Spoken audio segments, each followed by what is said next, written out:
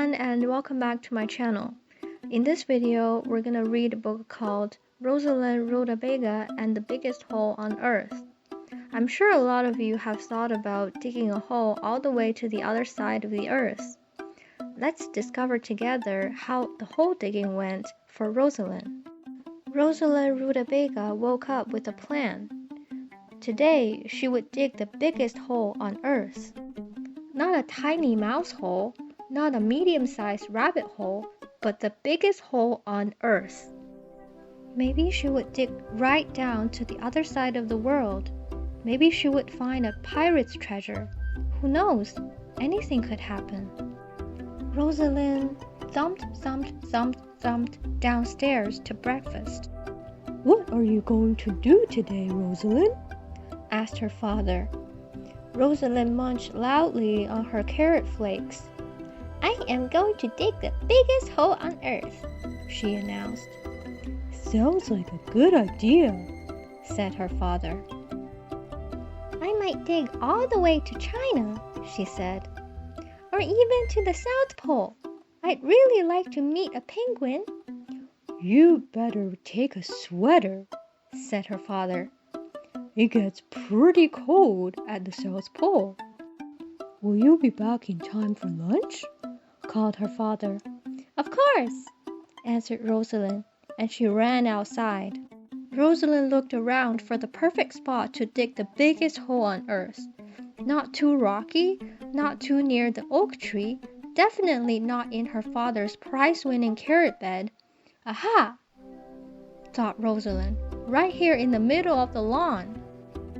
She started to dig. "Whoa there!" yelled the worm. "What in the world do you think you're doing?" "I'm digging the biggest hole on Earth, sir," answered Roslyn. "This is my front yard," shouted the worm. "You can't dig your big old hole here, you silly rabbit."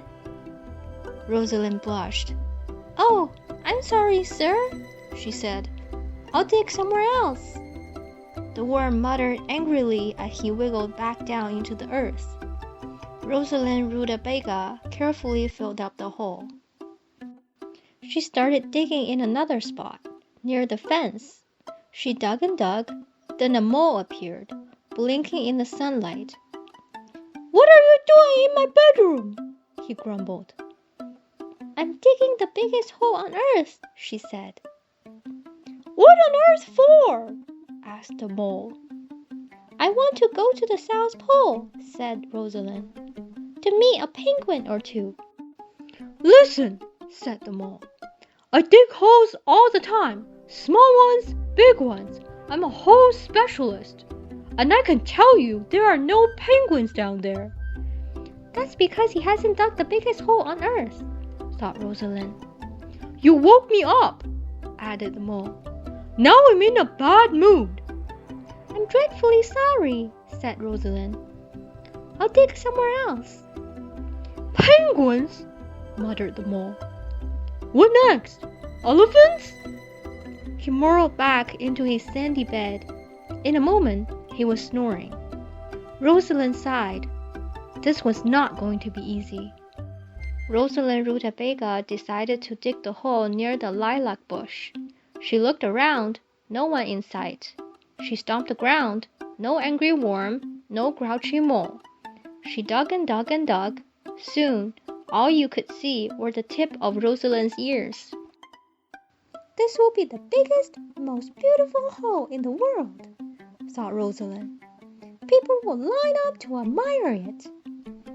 She dug faster. "Maybe I'll find gold," she thought. "Or maybe I'll find a dinosaur bone," Roslyn cried. She examined the bone. Roslyn was very excited. She would be famous. "I'm sure this is a Triceratops big-toe bone," she said. "It is not," barked the dog. "I buried that bone last week. I got it at the butcher's, and I know he doesn't sell dinosaur bones." Roslyn threw the bone up to the dog. "Thanks," barked the dog, "and dig somewhere else. You're wrecking my bone cupboard." Roslyn lay in the bottom of the hole. She sighed heavily. She would never dig the biggest hole on earth, ever. My, said Rosalind's father. This must be the biggest hole in the universe. Rosalind, are you down there? Yes, whispered Rosalind. I can hardly see you, said her father. You must be hungry. Shall we eat lunch? Okay, answered Rosalind. But bring your sweater. It is really cold at the South Pole. Do you think penguins like carrot sandwiches? asked Rosalind. I don't know, answered her father. As soon as we see one, we'll ask. Rosalind smiled. She couldn't wait to meet a penguin.